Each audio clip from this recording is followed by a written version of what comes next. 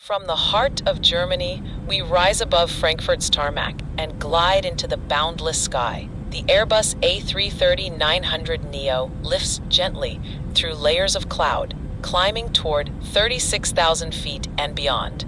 Below, Europe fades into memory.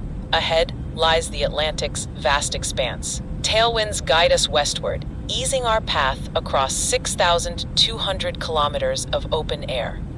8 hours and 50 minutes stretch into a panorama of blue. Sky above, sea beneath, time suspended.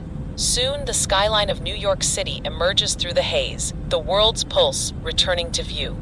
A journey across continents, built on wings and silence. Calm, smooth, infinite.